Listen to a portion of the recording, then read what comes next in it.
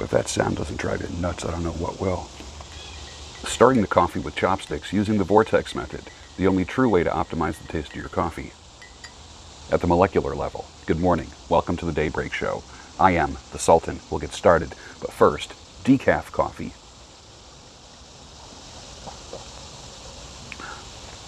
Not bad, made cowboy coffee style. A little bit of cream, a little bit of honey. It'll pass. 12 years ago, this was my pipe collection. Now, multiply that times 10, I'm guessing. Maybe I should do a show on all the pipes that I own. One of the biggest causes for failure is picking the wrong mate. Conversely, this is what you're not going to hear from most guys on YouTube, is conversely, having the right mate can be a game changer for the good. I choose to be the guy that talks about the game changing, not the doomsaying. But my head isn't in the dirt either. How is your picker doing? Picking the wrong mate. It's not just women that are the problem, many are, but how you pick. Why do you pick the wrong ones? Why is that? And then you get into trouble, and then you blame it on women.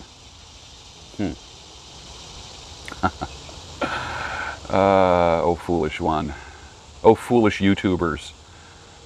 Oh, foolish YouTube content creators that say it's only women that are the problem. Or just break the balls of men. Interesting. So nobody measures up. Except men who choose to go their own way. That's it? That is it. That's the only guy that measures up.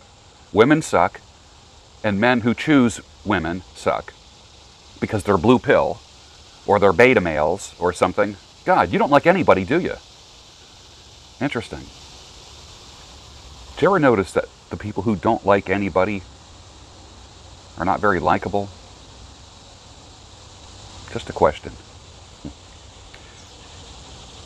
Here's a quote from the movie, the 1957 movie, An Affair to Remember. Everything comes too easily to him. He's always attracted by the art he isn't practicing, the place he hasn't been, and the girl he hasn't met. Wow. Does that remind you of anybody in your life? Does it remind you of you? It was a good movie. If you get a chance, watch it this weekend. You know, you might have to go back 50, 60, 70 years to find a good movie sometimes. And they're easy to find. They're easy to find. I did see the movie Three Identical Strangers. All I can say is holy cow. Just see it. I'm not going to say any more. And then get back to me and let me know what you thought of the movie.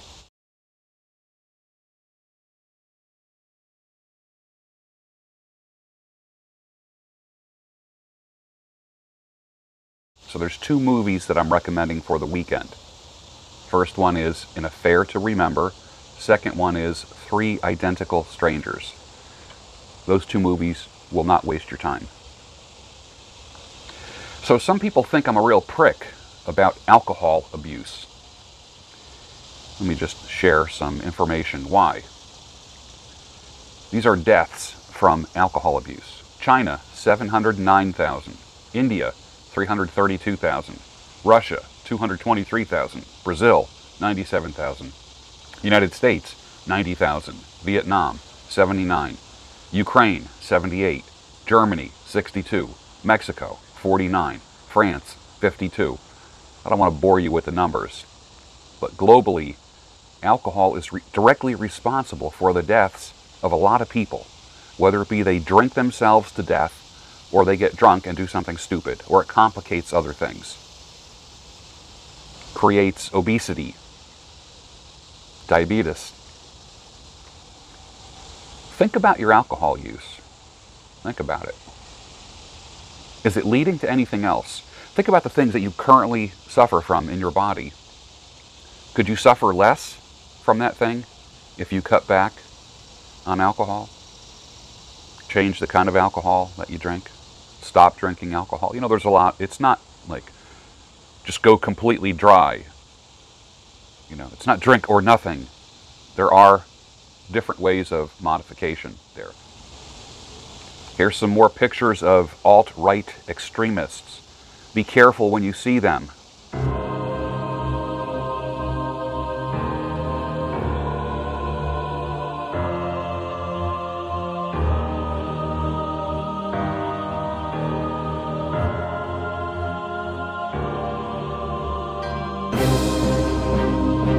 Oh, the horror. Picking sides from a limited pool of options given to us is not what awakened people do. There's a difference between the awakened and the woke. Are you awakened or woke? Lady Astor says to Winston Churchill, "If I were married to you, I'd put poison in your coffee." Winston Churchill replies, "If I were married to you, I would drink it."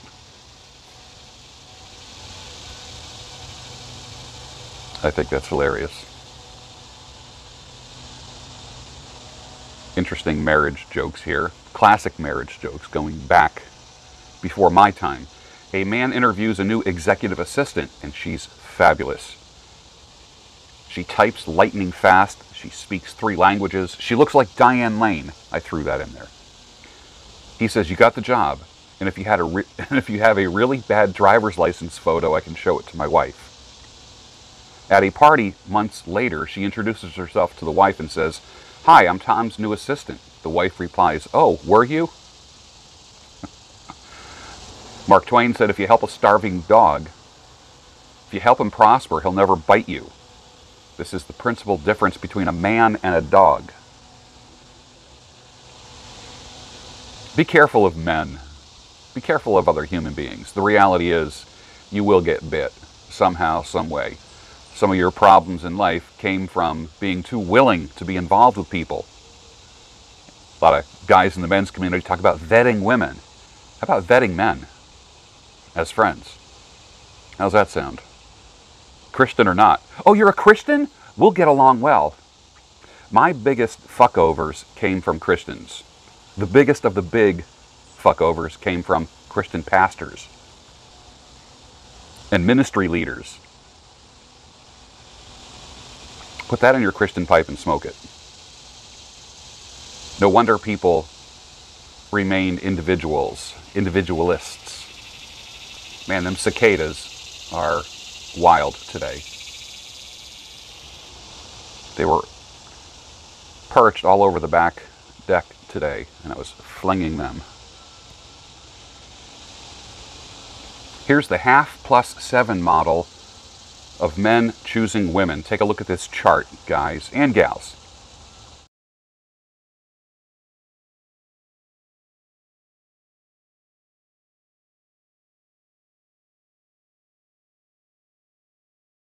What are your thoughts about it?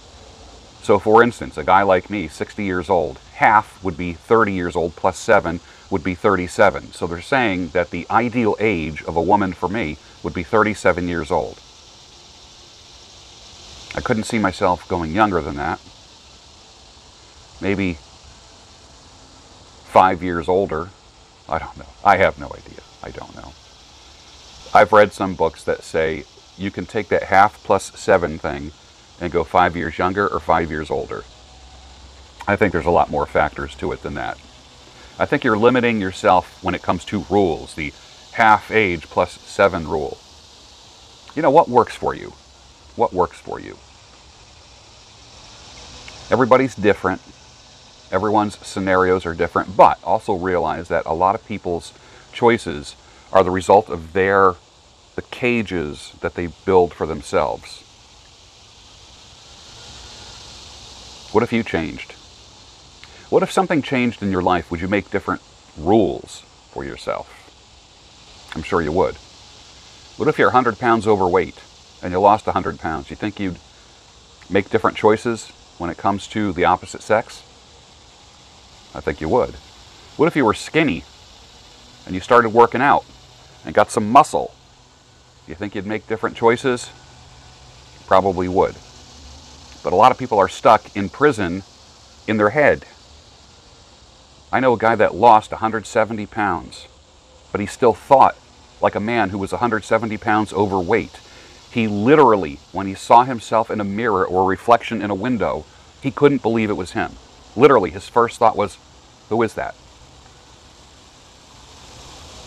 Interesting study, right? Comedian Lewis Black talks about us as kids taking cover under little wooden desks in case of a nuclear war. He said at that moment, he knew he'd never trust an authority figure again. I think that's pretty funny. Some comments were, right now, he's about as woke as can be. It made for good comedy, but I guess his comedy isn't real congruent, is it, in his practice? But I totally get that, never trusting an authority figure. I have a friend who wants to sell me a Yamaha DT125 MX, like an on-off-road motocross bike, which I love. Here's the issue, is that it used to be, like prior to 1974, it was just an off-road bike. And I guess in 74 they made it, they put lights on it, and literally, I read an article that said, to please the feds, to please the government, they put turn signals on it and lights. That was written back in 1974, 75. That kind of rubbed me the wrong way, to please the feds. What are you doing right now to please the feds? What are you doing right now to please the government? You know, the government is of the people, by the people, for the people. It's not supposed to be separate from you, but you're acting like it is. When you are afraid of the government, it's called tyranny. When the government is afraid of you, it's called freedom. Are you living under tyranny right now? Or are you appeasing the government right now? A lot of you think the government is smarter than you. Think about it. The government told me as a little boy up to about 1966, 67 that Russia could push the button and we'd all be in flames. The Cold War, this nuclear tension between the countries. Guess what? The response was these drills. An alarm would go off in school and we would go under our desks. Under our desks in case of a nuclear war. Like a little wooden desk would save you. That was the government's recommendation to something that could kill you. Here we are 60 years later, literally 60 years later. What is the government telling you to do that's a little bit off right now? Just asking. Every man who's ever had a woman knows what a thermostat war is. It's not very long before you have a thermostat war. When the honeymoon is over, whether it be dating or shacking up or marriage or whatever, you will have a thermostat war. I say that the thermostat war probably starts happening by the second or third time you're together. Whether it be the actual thermostat itself on the wall or the number of blankets on the bed, one or the other. I love this old joke. If it wasn't for marriage, golf would never have been invented. Men need something else other than their wife or a woman. Even women know this. Reminds me of the gal that started dating a guy, and after a couple months he said, "You're my everything." You know what her response to that was? That kind of creeps me out.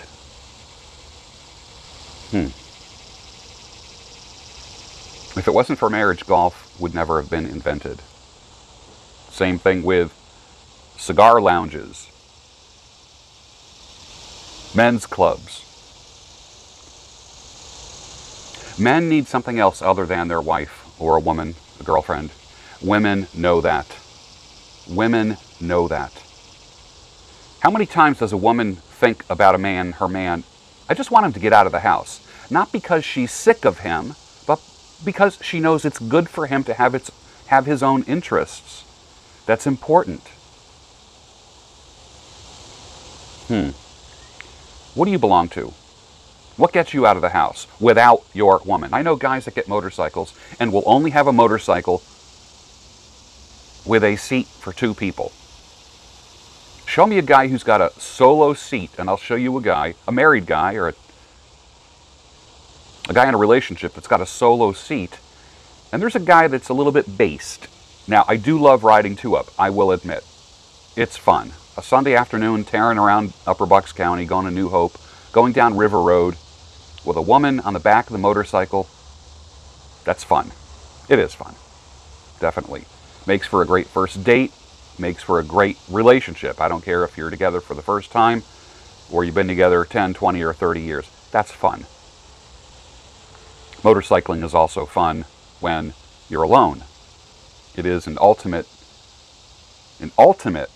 solo sport. So, can we say if it wasn't for marriage, motorcycles would never have been invented? That's a possibility. I saw a t-shirt that said, I take metformin for the diabetes caused by the hydrochlorothiazide I take for high blood pressure, which I got from the Ambien I take for insomnia, caused by the Xanax I take for the anxiety that I got from the Wellbutrin I take for chronic fatigue, which I got from the Lipitor I take because I have high cholesterol, because of a healthy diet and exercise with regular chiropractic care, and superior nutritional supplements are just too much trouble. What a great t-shirt that is, huh?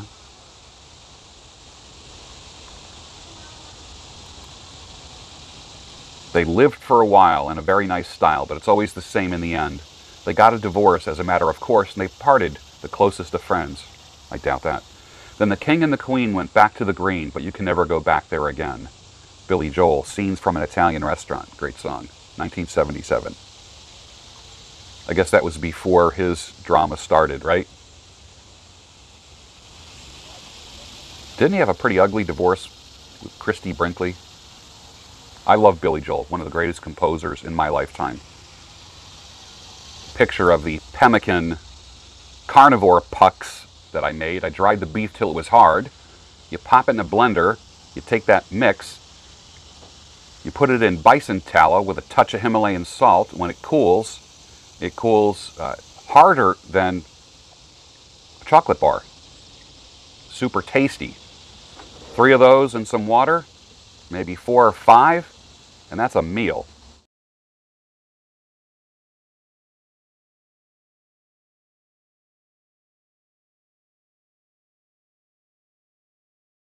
I made my own hot chai, kind of a coffee, I was going to say a coffee alternative. There really is no alternative to coffee. Let's get real. The people who say coffee alternative are misleading. It's really an alternative to coffee. It's another choice. So I take this mix. I'll tell you what's in it. And I made it a couple days ago, and it's magnificent. It's kind of like the product that I used in August. Ginger, cinnamon, turmeric, powdered mushroom mix with 7 different mushrooms in it, Himalayan pink salt, cardamom, cacao powder, nutmeg, and ground black pepper. Now the proportions I'm still literally experimenting with. You're not going to put in the same amount of Himalayan salt. I literally just put a pinch of salt in the whole thing. And I made literally like a jar of it. What will I do? Next time I'll probably put more cacao in it and less ginger, a little less turmeric, because it is quite yellow. The turmeric turns everything very yellow. Cardamom was good, nutmeg was good, cinnamon was good. Definitely less ginger. It's going to sting a little more with ginger. I don't want to sting. I like a nice... I just don't want to feel an abundance of anything in the morning. You can, if you have a... If you're looking to get rid of caffeine or decrease the caffeine, you can take a couple tea bags and put them in your coffee grinder and literally grind them up to a very fine powder and put them in there, and you will get a little bit of a caffeine hit as well. That's not bad. Many modern Christians aren't building edifice or sanctuary lovers, and I'm very aware that you can meet in a cave or a cabin and worship, but there's definitely something about meeting in a building that people made sacrifices for centuries ago, believing that they will minister to and comfort their community. I don't have problems with beautiful churches. It's just that beautiful churches can sometimes contain some very unbeautiful people. But what I'm not going to do is throw the church out with the people. I'm not going to do that. You can go to a church, kneel and pray. You can do that anywhere. But going to a church and kneeling and praying is acknowledging God and not acknowledging the unbeautiful people in the church. God knows that. Bro, if you're wondering if she's into you, she's not. Women do make it abundantly clear when they're into you. And with that, finish your coffee, and I'll see you next week on the Daybreak Show, your home of sanity, clarity, and reason. And don't forget to join me on Patreon. If that sound doesn't drive you nuts, I don't know what will. Deep in the shadows, I know it's hard to put one foot in front of the other. So far as the echo, where do we start? You can learn to discover a million stars. Here in the shadows, I know you're scared. Take my hand, together we'll make a stand. We've got to fight to find a way. Dare to fall to find out what to say. No more hate. Just admit that you're just afraid. Time to let go of all your fears and pride. Stand up beside me, don't you hide. We can build a better place. If we can just find a way, then we can live a better day. Rise from the ashes, from the anger, from the war. Let's come together, lift your spirit for the cause. We should be equal, should be living free. All together, one and all, let's build a dream.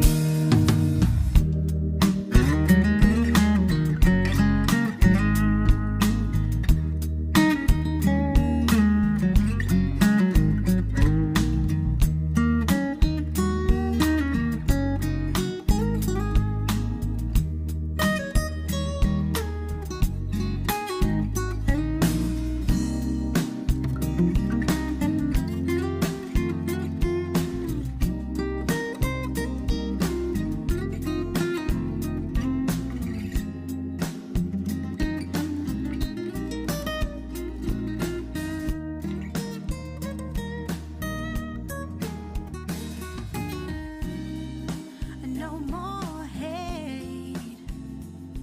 Just admit that you're just a